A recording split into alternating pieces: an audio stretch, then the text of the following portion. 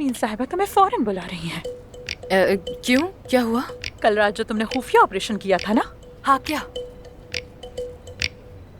वो social media पर leak हो गया। पूरे तुर्की में तुम्हारी बातें चल रही हैं। आप सब मशहूर हो गए हैं।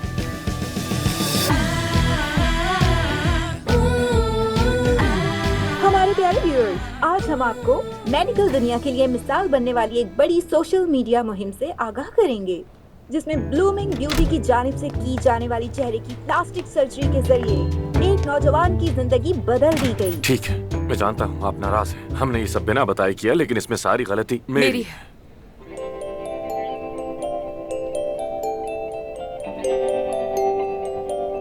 मेरी गलती है। आमिर तो ऐसा बिल्कुल नहीं चाहता था, मैंने ही इसरार किया था। सिर्फ मेरी वजह से इसने ये बात मानी है। तुमने बहुत अच्छा काम किया है। Bravo, excellent work.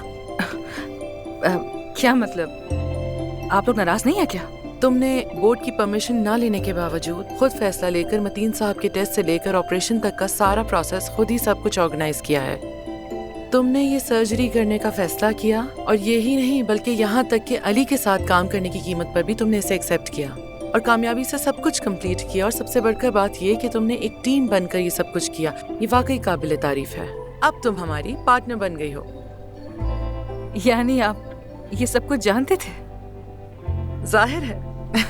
एक अच्छा मैनेजर होना इसी को कहते हैं ना। आपको कैसे पता चला? यूँ समझ लो, अंदर बहुत काबिल एतमाद एजेंट है।